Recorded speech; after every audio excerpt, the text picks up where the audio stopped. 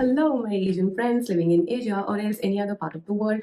Because of your important but XYZ reasons, I am your Asian friend living, residing, and thriving in South Asia. This one will be specially beneficial for those people who are going to become the expats in the upcoming future in any of the Asian countries for sure. So buckle up and please listen closely. That being said, let me tell you one thing, believe it or not, we as Asians are super similar to each other across the continent, not just because of our values, principle, our culture, or lifestyle choices, but based on our workplace culture, its existence, its cultivation and creation as well. As long as you are on the junior end of the hierarchy, younger in age or else have less number of years in your experience description, the chances of your values, your opinion, your work or your credit getting overlooked are higher in these Asian organizations, because currently these Asian organizations still are busy prioritizing someone who is currently suffering from the Peter syndrome or else not compatible or else capable to solve the issues in hand or else deliver the value which is expected in the market by the customer. Why they do this? Why these people who are suffering from Peter syndrome always get the priority in these Asian organizations? Let me explain it. See, before we explain the workplace culture, we have to deep dive into the Asian cultures. Within the Asian culture, or else within the continent of Asia, however, Asian cultures were different to each other. Still, we are so similar that we have one value which is common across all the Asian countries, which is whenever a person is older in age, they have more experience about life, and with experience comes wisdom. That's what the common Asian belief is.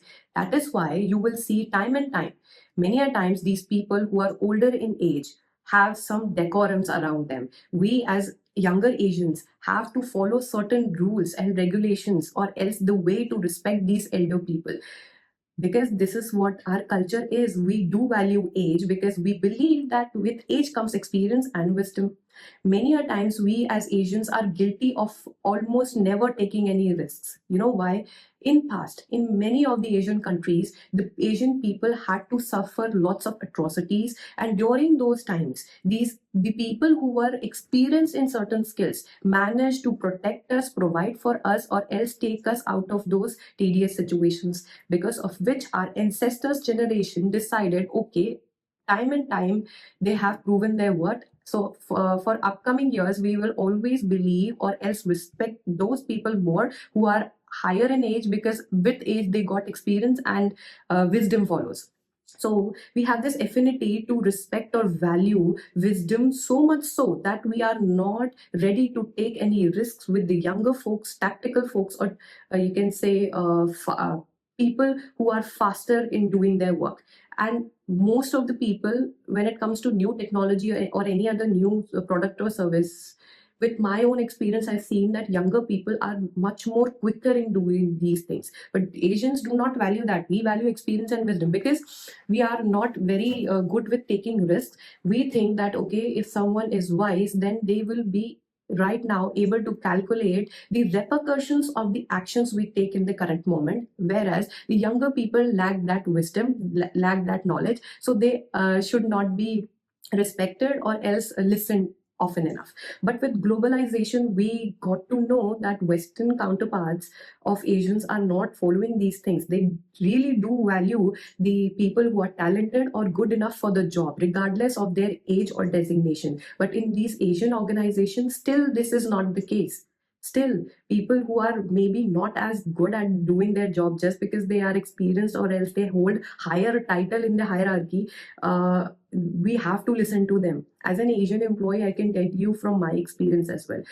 So this is the Asian culture. And please, I'm telling you from the experience, do not believe the hoax of these Asian companies when on paper or else in just some at random HR meetings, they tell you that as an organization, we value transparency. We value you sharing your mind, you speaking your mind, you sharing your opinion.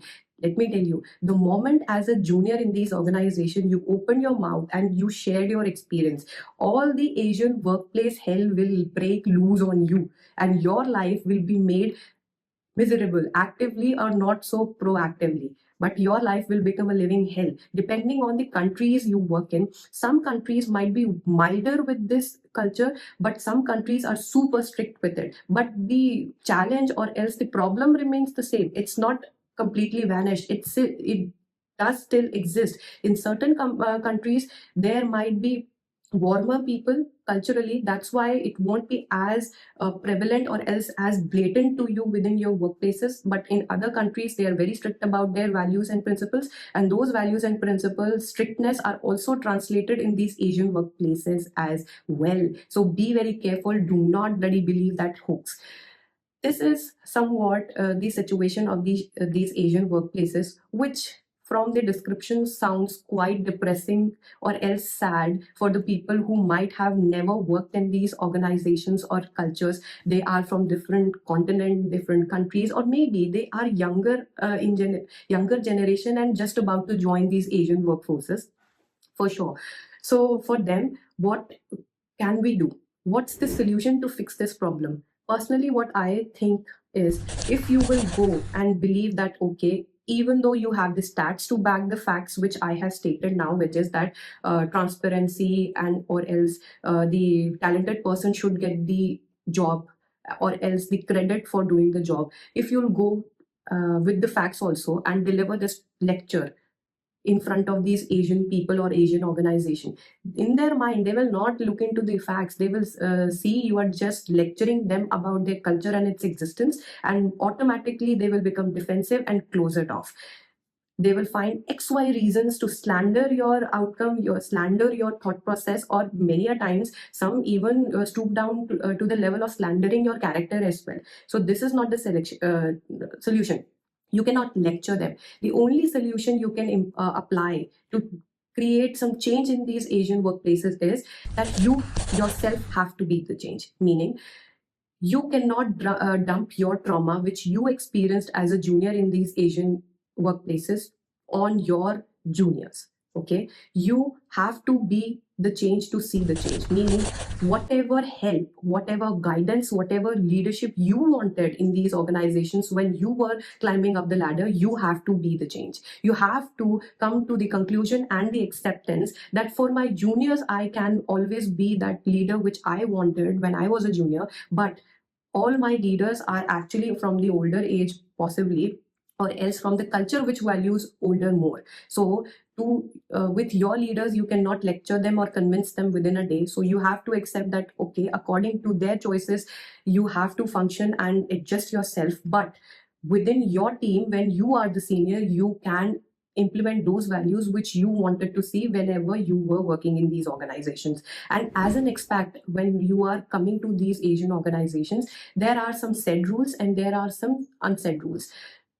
Companies will always clearly tell you these said rules, but there are certain unsaid rules, meaning we do value networking more. And in our networking, it's not about having a chatty communication or else saying hi, bye, or being nice and kind to each other. Within our networking, there is certain type of communication which we do, which usually happens between a junior and a senior, where junior is catering to the needs of the senior. And it actually depends on the kindness of the senior, how much these juniors going to grow, or else how much they will allow their colleagues to grow. This is a common thing which happens within these Asian workplaces. It's not, it might sound negative, it's not as bad, like and everyone follow just marching to the beats of their own drum to the extreme is also not good. And always believing your senior and always doing the work according to your senior even though they are not competent is also not good. So you have to try and balance.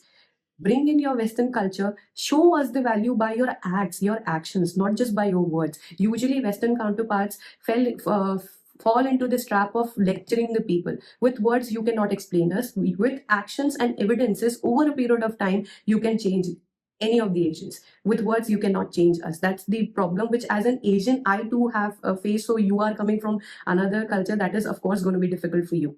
That being said, please keep all these things in mind. And this is what the correct way of doing things is. We valuing experience is not the bad thing. With age you do get a lot of life experience, and with experience you do become wise, but many a times we fail to realize and recognize that older stupid people are also getting old, dumb people are also getting old, and even morally gray people are also getting old. So we actually never ever think as Asians about those people. We simply have just simplified this particular value to a point that okay, anyone who is older in age automatically experienced, and we should trust them more because their intention is going to be good.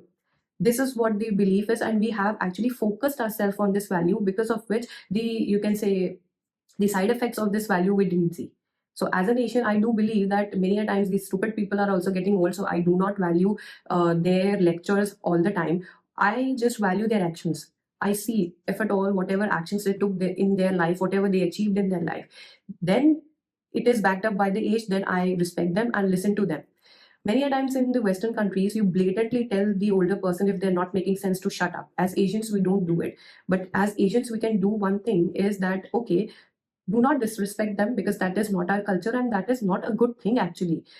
What we can try and do is mentally we can filter these people out. So that is what the problem I can say, or else the common existence of the Asians within our Asian workplaces as well. And if as an expat you're listening to us, I hope I was helpful. And if you have any other tips you want to share about how we can fix this issue within our Asian workplaces, or else any of the Asians who are listening to me and thinking, no, that's not the case with my company or my workplace in my country, please explain it, how you have managed to not fall in this trap of this Asian workplace. How? Please explain it to us. We'll like to implement in our cultures as well, especially in the country I am from. This is the case for sure, which is actually a very big Asian country, and I'm sure there are so many other Asian countries who are suffering from these issues. So please share your opinion, share your values, and do let me know if I was right or else I was totally wrong, and how. I would love to listen. Okay, bye.